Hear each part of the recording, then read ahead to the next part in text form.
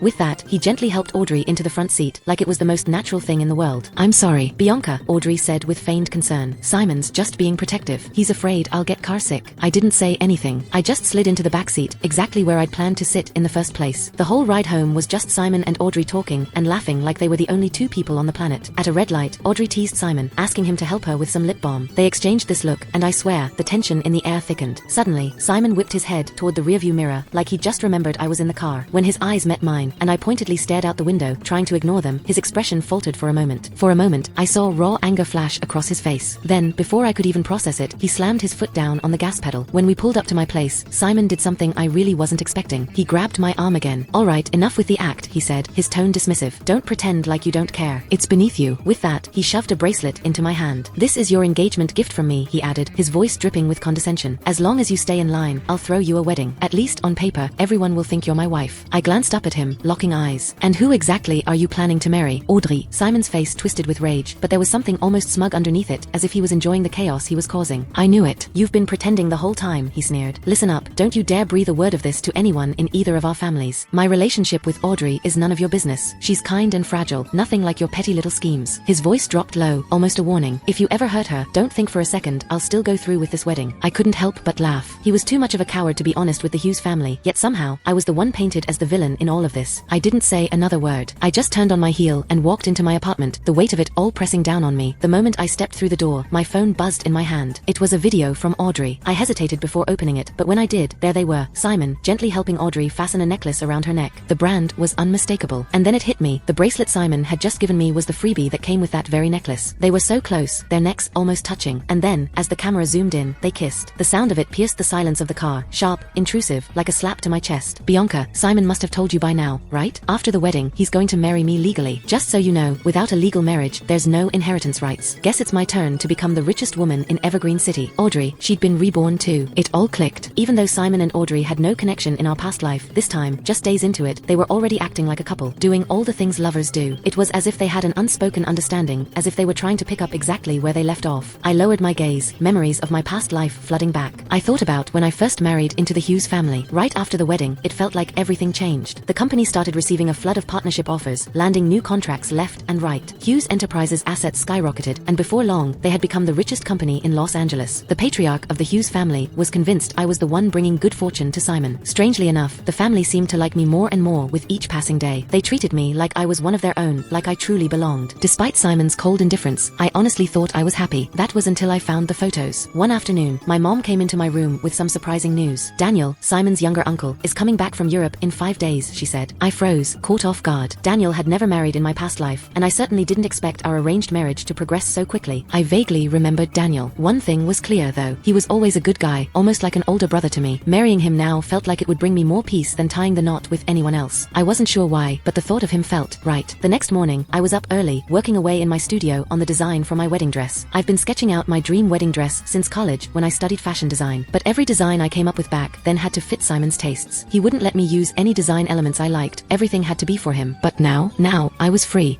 to design the dress I loved, the one I'd actually want to wear while marrying someone else. A few days later, I finished putting the final touches on my dress and decided to grab a coffee from the break room. That was when I saw Audrey's post on social media. In the photo, she was wearing my wedding dress, but it wasn't the gown I had envisioned. The gown was cut in half and turned into a super short skirt. To make matters worse, she was grinding against Simon, their bodies pressed so close as they danced. Simon knew I needed a dress, so he specially sent this one to me. Gosh, I feel so spoiled right now. I could hardly believe my eyes. My heart pounded in my chest as anger shot through me. Without a second thought, I stormed toward the 5th floor ballroom, furious and ready to blow up. There they were, Audrey and Simon, dancing like the world had disappeared around them. Their bodies were pressed tightly together, swaying with an intensity that made it feel like they were the only two people in the room. This is my wedding dress, I shouted, unable to keep my fury in check. How dare you give it to her and ruin it like this? Audrey immediately launched into her act, playing the innocent, helpless girl. Her eyes filled with fake tears, her voice quivering. Simon, did I do something wrong? Why is she so angry? She whined, acting all soft and fragile. Simon, of course, stepped in front of her, blocking me from her view like I was some sort of threat. Bianca, it's just a dress, he sneered. Besides, you're still going to wear it for me at the wedding, so what's the big deal? If it's that important to you, why not just make a new one? My blood boiled. Who says I'm wearing it for you? I shot back, my voice colder than I meant it to be. This is the dress I'm wearing for my wedding. Simon scoffed and shook his head like I was some naive child. Come on, Bianca, don't act like you don't know. Your wedding is our wedding. I already agreed to marry you. There's no need to keep up this act. That was it. I was done. I glanced at the scissors lying on the nearby table, grabbed them, and walked straight toward Audrey's dress. Without hesitation, I sliced the hem of the fabric, cutting it near her leg. "Simon," I said, my voice cold and sharp, every word carrying weight, "since you're so sure of yourself, watch closely. I won't settle for anything dirty, and I won't keep the dress stained." Simon froze, his eyes wide with shock. In the past, no matter how I acted, whether playful or bratty, he'd never seen me like this. Never seen me so serious, so determined. His instincts kicked in, and he reached for me, but before he could make a move, Audrey's high-pitched voice sliced through the tension. "Simon, my leg. I think I scraped it. It really hurts, but don't worry about me. Go take care of her. This is all my fault." Simon hesitated for a moment, torn between me and Audrey. He looked from my retreating form to her, and then back at me. After a long, suffocating pause, he sneered, his voice dripping with contempt. "Don't worry about her. An insecure woman like her needs to be taught a lesson. Maybe this will help her reflect." I couldn't respond. My body went numb, and my heart felt like it had dropped into a void. I just stood there, watching as my wedding dress, the one I'd poured my heart into, began to fall apart in my hands. The delicate fabric unraveled, just like everything else in my life. I wiped my eyes quietly, trying to hold my emotions together, but the weight of everything I'd lost hit me like a freight train. All that effort, all that hope, was ruined in an instant. If a single wedding dress could teach me everything I needed to know about someone's character, then maybe I should consider myself lucky. After all, I was finally seeing Simon for who he really was. No delusions left. Tonight was the family dinner, where I'd officially meet Daniel. First impressions were everything, and I knew I had to look my best. I didn't want to give anyone the chance to question me, especially not after everything that had gone down with Simon and Audrey. I took a quick moment to freshen up and gave myself a little pep talk. When I felt ready, I headed down to the underground parking garage. And that's when I noticed it, Simon's Maserati, gently rocking back and forth in the distance. Curiosity gnawed at me as I walked closer, but when I got close enough to see inside the half-open window, my stomach twisted. There they were, Simon and Audrey. She was sprawled across his lap, her eyes half-lidded as she moved up and down. Even though I already knew Simon didn't love me, seeing it with my own eyes still hit like a punch to the chest. For a brief moment, our eyes met. There was a flash of panic in his gaze, but it was gone in a second, quickly replaced by that smirk of his. To taunt me even more, he gently swept Audrey's hair aside and kissed her deeply, his movements slow and exaggerated. Audrey's soft whimpers echoed in the garage, loud and calculated. I turned away, trying to keep my face neutral, and climbed into my own car. I had more important things to focus on tonight. As I made my way to the Hughes family estate, I stopped by a store to grab a gift, a high-end silk tie for Daniel. When I arrived, I was surprised to find Simon pulling up at the same time. He stepped out of his car, and from where I stood, I could clearly see used condoms scattered across the passenger seat. Real classy. For a moment, his expression flickered with something like embarrassment when he saw me holding the gift bag, but that passed quickly, replaced by his usual smug look. "Bought me a gift?" he drawled, taking a step toward me. "Let me see it." I jerked the bag behind my back, pulling it out of his reach. "It's not for you," I said flatly. Simon snorted, blowing out a cloud of smoke like I wasn't even worth his time. "You saw what happened in the garage, right?" he said, his voice annoyingly casual. "I know you're obsessed with me, but I've told you before, this wedding is yours, but the marriage certificate belongs to Audrey. She's the one who's being slighted here." He leaned in a little closer, his arrogance growing. "It's perfectly normal for us to do what we just did. She's my legal wife-to-be, after all." "Oh, and our marital home? She'll probably stop by once in a while for a night or two. You'll have to get used to it eventually. It's for your own good." I couldn't believe the audacity of this man. Even though I'd already decided I wouldn't marry him, I hadn't expected him to be so shameless, so blatant in flaunting his infidelity right in front of me. I turned to walk away, but of course, he grabbed my arm again. "Listen," he said, his voice lowering, "my uncle will be at the dinner tonight. He's important to the family, so this is a big deal. I'm giving you a lot of face by letting you come." I barely suppressed the urge to roll my eyes. "One more thing, if my grandfather and dad ask about the marriage license, just tell them we've already registered, alright? And about Audrey's little injury this afternoon, you'll need to apologize to her after dinner. Don't forget, until the wedding is official, I can still change my mind." With that, he strode into the Hughes family estate like he hadn't just made a complete fool of himself. I let out a long breath, gripping the gift bag in my hand. Fine, I told myself. He'll find out soon enough who I'm really marrying. Most of the Hughes family patriarchs were seated inside the dining hall. Daniel hadn't arrived yet, so I quietly slipped into a seat far from Simon, deliberately leaving an open spot next to me for him. Simon noticed immediately and frowned, a look of irritation crossing his face. Annoyed, he got up and moved to sit right next to me. "You're getting more dramatic these days," he muttered, eyeing the empty seat beside me. "There's already a seat saved for you over there. Why are you trying to make a scene?" I ignored him just as I was about to tell him that the seat wasn't for him when a tall, commanding figure appeared at the entrance. Daniel entered the dining hall, his tailored designer suit fitting him perfectly. His strides were steady and confident, each movement radiating poise and dignity.